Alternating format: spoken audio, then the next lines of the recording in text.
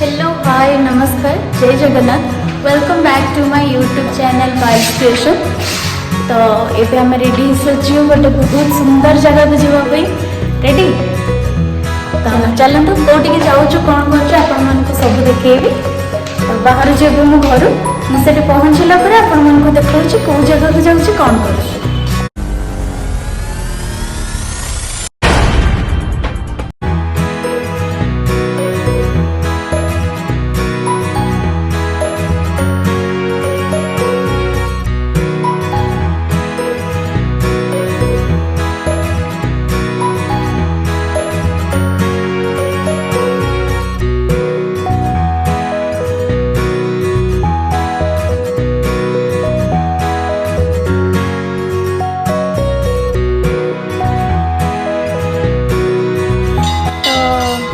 Finally आम आसी पहुँची जाइए।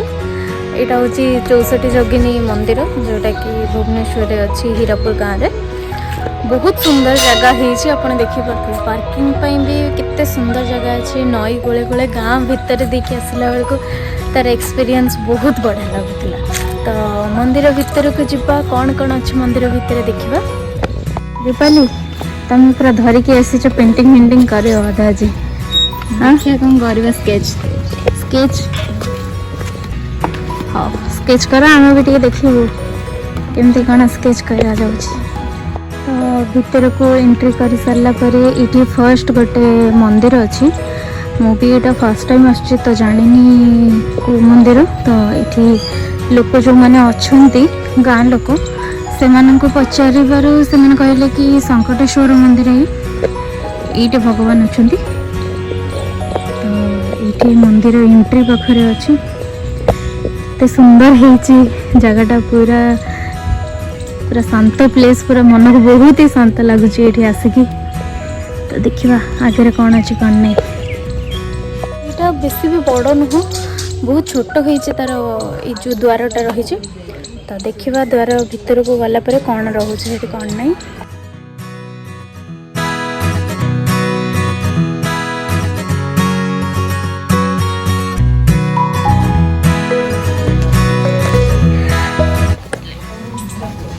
चंडिका चंडिका तारा तारा नर्मदा नर्मदा जमुना जमुना मानंदा मानंदा बारुणी बारुणी गौरी गौरी इंद्राणी बरहाई बराई पद्मावती पद्मावती अष्टग्रीवा अष्टग्रीवा वैष्णवी वैष्णवी पंचवराई पंचवराई वाद्यरूपी चर्चिका चर्चिका बेताली बेताली छिन्नमस्ता छिन्नमस्ता इंद्राणी इंद्राणी जलगामिनी जलगामिनी घट्टवरा घट्टवरा काकराली काकराली सरस्वती सरस्वती विरूपा विरूपा कुबेरी कुबेरी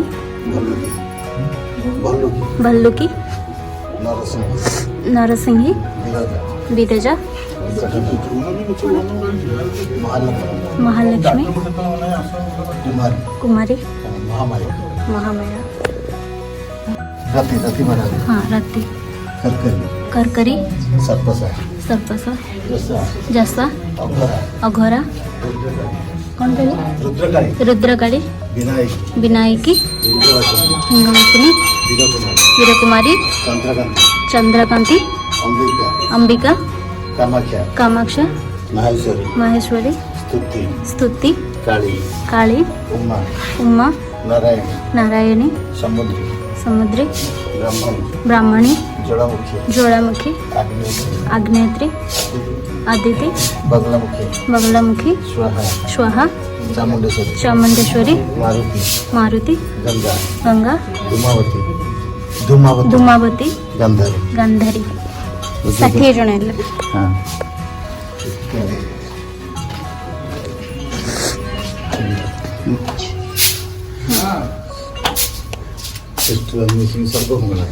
सर्वमंगला अजिता अजिता सूर्यपुत्री सूर्यपुत्री वायु कौन कहले बिना बाईबिना कालभैरव कालभैरव कालभैरव एकपाद भैरव रुद्र भैरव रुद्र भैरव अष्टम अष्टम है ये ले चंडमुंड दोनों रखे चंडमुंड चंडमुंड चंडमुंड कौन कहले शैलपुत्री ब्रह्मचारी ब्रह्मचारिणी चंद्रघंटा चंद्रघंटा कालरात्रि कालरात्रि कुष्मंडू कौन कहले एटा कुष्मंडू कुष्मंडू अच्छा कच्चायनी कच्चायनी कच्चायनी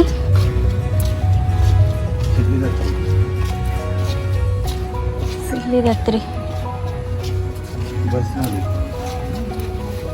वैष्णवी वैष्णवी महागौरी गौरी महागौरी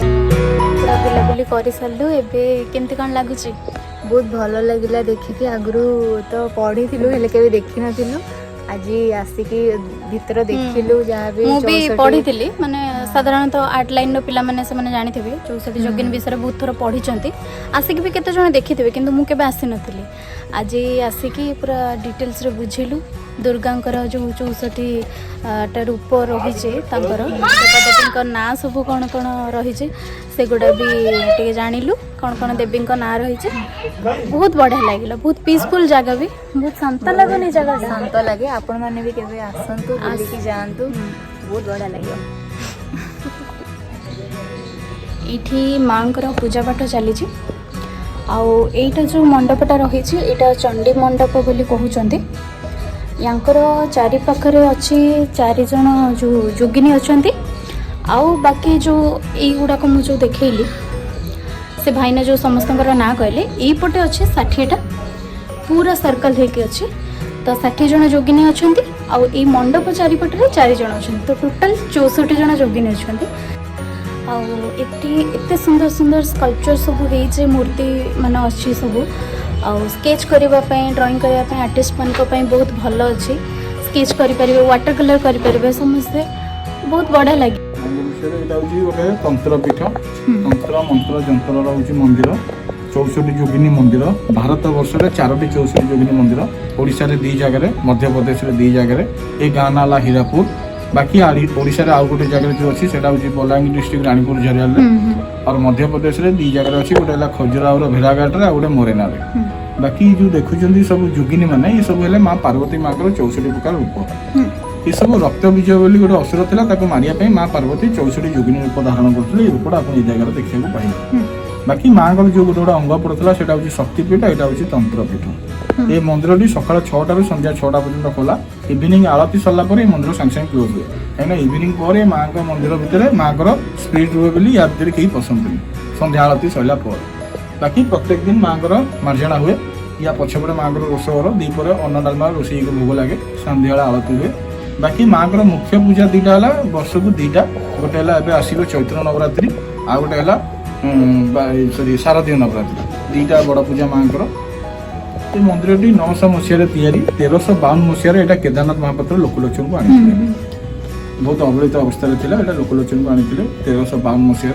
1953 मसीह आर्कोलोजिकल सर्वे ऑफ इंडिया ये मंदिर को नेला जब ये मंदिर नेला एसआई से जगह ड्यूटी वाला को रखिकी जो तांत्रिक पूजा जो पूजा सामग्री लगे कुआरी हाड़ खपरी मुंड रक्त मध एगुड़ा सब ब्यान ये जगह आम तंत्र पूजा परिवर्ते माँ पाखे चंडीपाठ पूजा करूँ बाकी माछ पोड़ी बलि दूँ आम हेलु माँ को दैनंदिन सेवक माँ को रांधिबाड़ी खुआवा माँ को भेष करिया माँ को भौरा करिया लुगा पिंधा सब हूँ आम मान काम बहुत प्रकार लोक ये जगह आसती मानसिक करने कहीं 64टा देवी रोचे समस्ते जो जाऊँच जातक देखापी जातक जो आस्ट्रोलोजर मान पाखक से बताऊँ 64 जोगिनी मंदिर जाओ तुम से देवी की पाइब पूजा करके आस तो प्राय लोक बुला अपेक्षा ये जगह आस ग्रह अनुसार पूजा कर बाकी आमर ये डिसेम्बर मसरे गोटे 23, 24, 25, 64 जोगिनी महोत्सव हुए बाकी सरस्वती पूजा टाइम 4 दिन यज्ञ हुए ସବୁଦିନ ମଙ୍ଗଳବାର ଶନିବାର ମାଆଙ୍କର ହେଉଛି ପୂଜା, କିନ୍ତୁ ସନ୍ଧ୍ୟା ଆଳତି ସରିଲା ପରେ ୟା ଭିତରୁ କାହାକୁ ଏଣ୍ଟ୍ରି ନାହିଁ। ଆପଣଙ୍କ ପଛପଟେ ଯେଉଁ ମଣ୍ଡପଟା ଅଛି ସେ ମଣ୍ଡପ ନାଁ ହେଲା ଚଣ୍ଡୀ ମଣ୍ଡପ। ତାରି ଉପରେ ବସିକି ସବୁ ତାନ୍ତ୍ରିକ ମାନେ, ଅଘରୀ ମାନେ, ସାଧକ ମାନେ ତନ୍ତ୍ର ସାଧନା କଲେ ଗୋଟେ ବଜ୍ର ଟାଇପର ସ୍ପିରିଟ୍ ଉପରୁ ଆସେ। ସେଇଥିପାଇଁ ଏ ମନ୍ଦିର ଛାତ ନାହିଁ ଖୋଲା। ଆଚ୍ଛା ଆଚ୍ଛା, ସେଇଥିପାଇଁ ଖୋଲା ରହିଛି, ଉପରଟା ଛାତ ପଡ଼ିନି। ଆଉ ବି ଏଇ ମନ୍ଦିରଟି ଶିବଲିଙ୍ଗ ସଦୃଶର ମନ୍ଦିର। ଏଇଟା ହଉଛି ଲିଙ୍ଗ, ଚାରିପଟା ହଉଛି ଶିବ ଶକ୍ତି। ଲିଙ୍ଗ ଉପରେ ପାଣି ଲାଗିଗଲେ ଯୋଉଟା ବାହାରେ ଆପଣ ପଶିକି ଆସୁଛନ୍ତି, ଛାଡ଼ିକି ଯାଉଛନ୍ତି। ବାକି ଇଏ ହେଲେ ମୁଖ୍ୟ ଦେବୀ ମହାମାୟା ଦୁର୍ଗା। ମାଙ୍କ ପାଖରେ ଗୋଟେ ଅଖଣ୍ଡ ଦୀପ ଜଳେ। ସେଠି ଏବେ ଆଳତି ସରିଲା ପରେ ମନ୍ଦିର କ୍ଲୋଜ ହବ ଆଉ। ଏଇ ଗାଁ ଲୋକ ଗ୍ରାମ ଦେଇ ହିସାବରେ ମାନି ନେଇଛନ୍ତି 900 ମସିହା।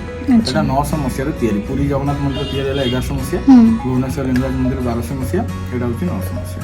ତନ୍ତ୍ର ମନ୍ତ୍ର ଯନ୍ତ୍ରର ହଉଛି ମନ୍ଦିର, ଛାତ ନଥିବା ମନ୍ଦିର।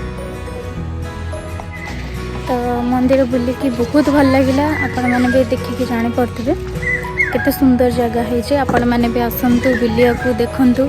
ଆଉ ଖାସ୍ କରିକି ଆର୍ଟ ଲାଇନ୍ର ଯେଉଁ ପିଲାମାନେ ଅଛନ୍ତି ସେମାନଙ୍କ ପାଇଁ ଆସିବାଟା ନିହାତି ବହୁତ ହି ଇମ୍ପୋର୍ଟାଣ୍ଟ, କାହିଁକିନା ସେମାନେ ବି ଦେଖିପାରିବେ, ଜାଣିପାରିବେ।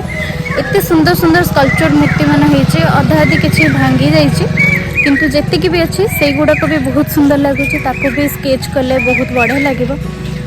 ଆଉ ବହୁତ ଭଲ ଲାଗିଲା। ମୁଁ ତ ଆଜି ଗୋଟେ ସ୍କେଚ୍ କରିଛି ସେମିତି। ଆଉ ଥରେ ଆସିବି କେତେବେଳେ ଡିଟେଲିଂ କରିକି ବହୁତ ଭଲସେ କରିବି, ସେଇଟା ନିହାତି ୟୁଟ୍ୟୁବରେ ଅପଲୋଡ଼ କରିବି। ଆଉ ସରିଲାଣି ଏବେ ବୁଲାବୁଲି ଯେହେତୁ, ତ ଆମେ ଏବେ ବାହାରି ପଡ଼ୁଛୁ ଘରକୁ ଯିବୁ ବୋଲି। ତ ରହୁଛି, ବାଏ ବାଏ।